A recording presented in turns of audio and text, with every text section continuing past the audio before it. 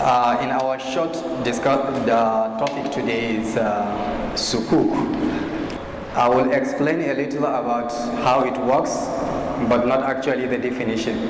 We know that the federal government of Nigeria, the state government and local government and some corporate entities, if they do have deficit in their budget, deficit for them to build the capital projects, for instance, they have to raise money from the Nigerian capital market, for instance, if it is in Nigeria. And the only way they do that usually is through a bond, which is usually called a government bond. Now, the issue to do with this government bond, or at least if it is a corporate entity that is raising this fund, a corporate bond, is usually an IOU. A government is saying, I want to build bridges, I want to build roads, I want to build hospitals, schools, and other infrastructures and developmental projects. Therefore, I want you, an investor, give me your money. In every 100 naira that you are going to give me, I'm going to take it as an IOU, and I'm going to give you 110 naira, for instance. Now that 10 naira actually is an interest. And that interest, we know how grave warning Allah subhanahu wa ta'ala has provided in the Quran, specifically in Surah Al-Baqarah, verses 278 and 79, where Allah subhanahu wa ta'ala said, Ya ayyuhallazina amanu taqullaha wa zaru ma baqiya min al-riba in kuntum mu'minin. O you who believe, fear Allah and leave whatever remains of riba, if you are indeed a believer. And Allah subhanahu wa ta'ala continues saying that فَإِن لَمْ تَفْعَلْ فَهَزَنُوا بِحَرْبٍ مِّنَ اللَّهِ وَرَسُولِهِ. And if you refuse to leave what is remained for you on that riba, take notice, be warned for a war between Allah subhanahu wa ta'ala and you and His messenger against you. وَلِيَعْزُ بِاللَّهِ. My brothers and sisters, Sukuk is an option. It's Sharia compliant bond in a nutshell. And government entities, government, either federal government or state government, can easily raise funds through Sukuk, not actually through government bond, for instance, interest-based.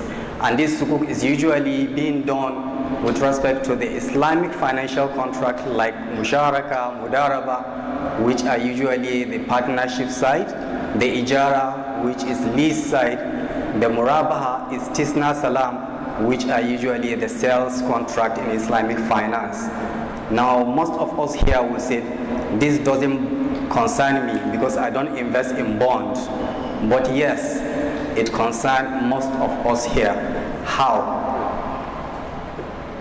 At least most of us here that are working in an organizations, either government or companies that are pension fund compliant, we know that about 14% minimum is being taken from a portion of our salary and be given to PFA, pension fund administrators, for them to manage until when? Until when we retire. Now these pension fund administrators, most of their funds are being invested in interest-bearing instruments, including government bond, because it is actually a risk-free financial instrument. Now, when you are retired and you are trying to be closer to Allah subhanahu wa ta'ala by doing istighfar, by praying to Allah for forgiveness of whatever you have done because you are 60 and above, that is when you are going to be enjoying this particular pension fund that has been managed by interest-bearing instrument, growth as well as watered by interest. Now we should remember at least a saying that Prophet Muhammad sallallahu alaihi wasallam said, a man traveled from far. He looks dusty, disheveled, and puzzled. And he raised his hand up and said, Ya Rabbi, Ya Rabbi. Whereas his food are unlawful, his drinks is unlawful, his clothes is unlawful, and he is being nourished by unlawful, how could he be answered? That is when we are also trying to be closer to Allah, but yet we are taking pension fund and we are managing it. I'm not trying to bring down the pension fund activities, but I'm trying to remind us that at least we are affected by this, and whatever we need to do, we need to see how we can also portray and encourage whoever we think can do this, because there is actually a hadith that said whoever sees an evil, he should try and change it with his hand. If you are a policy maker, for instance, you can write a memo if you are a departmental head for your organizations or for a state government to raise bond, or for a company that you are working to raise Sukuk, then you are helping these PFAs for them to have instruments that are Sharia compliant, so that we that are benefiting in our 60s years when we retired will be enjoying a Sharia compliant income. And if you cannot just do that with your hand, then do it with your tongue. Advice: do you have a policy maker as a friend?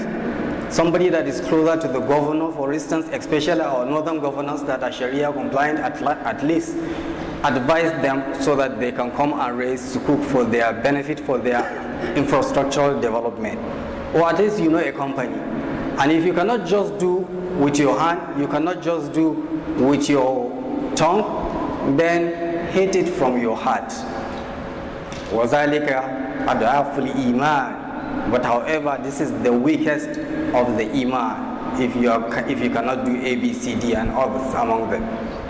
Brothers and sisters, I'm only saying this so that we can use our offices if possible, we can use our friends if possible, to see how we can encourage issuance of Sukuk in order for us to survive in our activities. We all know that we have Jaiz Bank, we have other insurance companies that are Sharia compliant, that is takaful companies. They cannot thrive in this era without Sukuk, at least for their liquidity management instrument. My dear brothers and sisters, may Allah subhanahu wa ta'ala accept our prayers. May Allah subhanahu wa ta'ala forgive our mistakes and accept our act of ibadah in this month of Ramadan and beyond. Assalamu alaikum wa rahmatullahi ta'ala wa barakatuh.